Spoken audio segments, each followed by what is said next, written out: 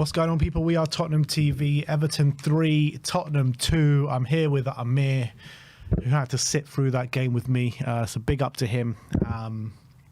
But yeah, today was an absolute shit show. An absolute shit show. I can't believe what I've just seen. When you think it can't get worse here at Tottenham Hotspur, it gets bloody worse. We weren't at the races from minute 1 all the way down to the 90th minute. The goals that we conceded today, the chances that we conceded today, it's just nowhere near good enough. Nowhere near good enough. The first goal, Archie Gray gets danced inside out by Dominic Calvert-Lewin, a guy who hasn't scored for 16 games, and you just knew Dr. Tottenham were going to come and give him his first goal in 16 games. He hasn't been able to hit a barn door. Not only him, but Everton haven't been able to hit a barn door for very long time now. I think they scored 1 goal or 0 goals in the last 10 games. But here come Tottenham. Here come the open defence. Here, just have chances, have goals. And we're gifting them goals. We're gifting them chances. And Dominic Calvert-Lewin, we made him look like prime Cristiano Ronaldo today, the way he just tore our defence inside out. So that was the first goal. Easy does it.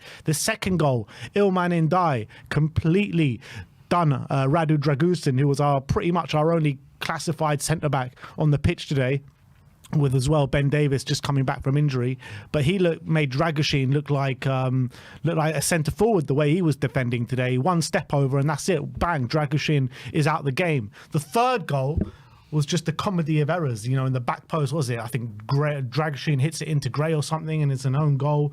I mean, how the hell are you going 3-0 down to this Everton side? 3-0 down to this Everton side. We're sitting 15th in the league before the game started, and you're playing a team below you. There's not many teams below us, by the way, and you're going 3-0 down as early as we did.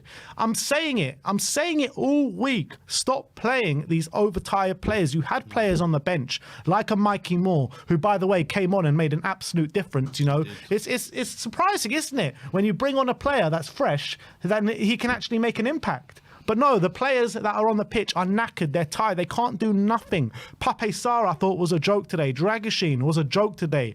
Hauled off at half-time. Pedro Porro could do absolutely nothing. He is knackered. Play Reguilon at left-back and move Spence to right-back. Spence, yeah, he's played a lot of football recently, but over the course of the season, he hasn't actually played that football, and it's no surprise to me. He looked one of the freshers on the pitch today, and he actually one of the ones that made an impact. Kulusevski, God bless his soul, he's knackered at the moment, but at least he was trying to make an impact. And in the opening stages of the game, he actually was able to hurt them a little bit. But Sonny has got to put away that chance at 1-1. At 1-1, you've got to put away that chance. It's a gilt-edged chance. And Sonny as well is completely knackered. He's knackered. Ange Postecoglou actually did try and change up the tactics today, so it's fair play for that, but it just didn't work. It didn't work by any stretch of the imagination. And waiting too long to make changes within the game. You saw as soon as we made changes, with Mikey Moore coming on, with Richarlison coming on, players that have not played a lot recently, it makes an impact, and the fresh legs and the fresh energy makes an impact for us. Why the hell can't we start like that? Or if you don't want to start like that, make the changes a lot earlier so you give a better chance to get us back in the game. It's not good enough. It's not good enough from Ange Postecoglou, and it's not good enough as well from the players on the pitch. I fully agree with pretty much everything you've said there, Ben. And I think that the situation's even more dire than we really realise, because it's not just going down 3-0 at half-time to Everton. It's also, I think what we showed in that first half was a complete and utter lack of fight, passion, spirit, ambition, confidence. We look like a team devoid of all of those. And I really am struggling to see where we go from here after a performance like that. I think apart from maybe Spence and Mikey Moore, who came on and changed the game a bit, and Richie as well, I thought he came on and did all right. Apart from those three, I didn't really see much fight from our players. I'm looking at my captain as well. I'm looking at Sonny. I'm looking at him to get players fighting for each other. Get players in a battle with each other for those 90 minutes. I didn't see that. I'm very disappointed. When it comes to the finish, a normal Sonny, we said it, a normal Sonny does bury that. And it just looks like a player devoid of confidence, a team devoid of confidence, a manager who doesn't seem to have the answers that we're looking for as well, which is very, very worrying.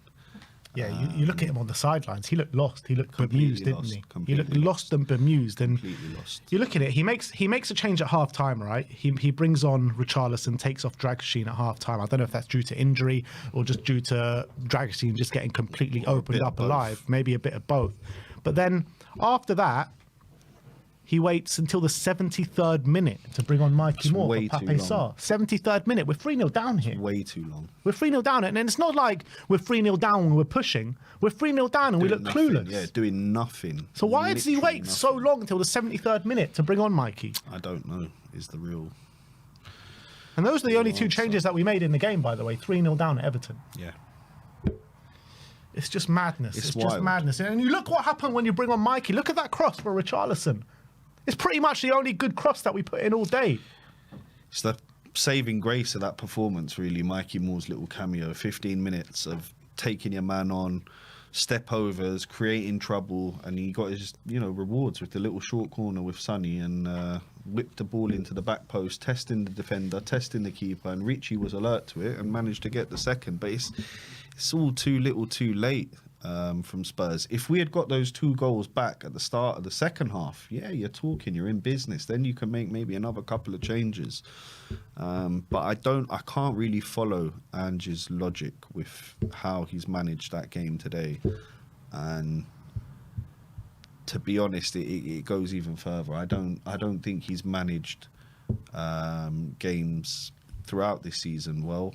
And it's not just the games. I think he's also mismanaged a lot of the players. When you're looking at the injury crisis that we're going through, of course, not all the injuries are on Ange, but when you're looking at the VDV and Romero situations, and when you're looking at the Udogie situation, and when you're looking at now Dom Solanke out, you're just wondering, are Ange's methods just too much for your modern footballer? Don't get me wrong, yeah. Do not get me wrong. And for me to say that Ange has his hands on every single injury at this football club, I don't believe that whatsoever. No, I think the medical team have to take a big part of the blame. I think Daniel Levy, why we're sitting here the 19th of January and not seeing a signing through the door when you've seen how much we've been struggling with the personnel. But I think Ange Postecoglou definitely has a big part to play in why the squad is looking the way it's looking at the moment. Yeah. He really has. He said before the game in his press conference, I have to play Porro because I've got no one else. But that is just not true. It's not true. It's not true. Why do you have to play Porro because you've got no one else? You have to play Porro on Thursday. That's when you have to play Porro, because Reguilon and Spence are not in the European squad, which is his fault as well, by the way. Maybe not Reguilon. I would have probably left out Reguilon as well. But Jed Spence should be in that European squad instead of Fraser Forster, and play Brandon Austin as your backup. You know what I mean? He did not have to play Pedro Porro today. Pedro Porro looked completely out on his feet. He's looked like that for a long time as well. He's had a poor season this year. Why not play Reguilon at left back? Why not play Jed Spence at right back? It makes no sense to me why he keeps persisting with players that are clearly out on their feet and completely done and dusted pretty much because of how intense we're playing, because of, the way he keeps overplaying them as well. It just makes no sense to me whatsoever. I just don't get it. Like, what excuses could there be to keep playing Pedro Porro? Even if you don't believe in Reguilon and you don't believe that he has a future here, he is here. He's an option. He's shown in previous games that he can come in and actually do something. Second half against Newcastle, he had a very good half. This is against a good Newcastle side, so why not give him a go?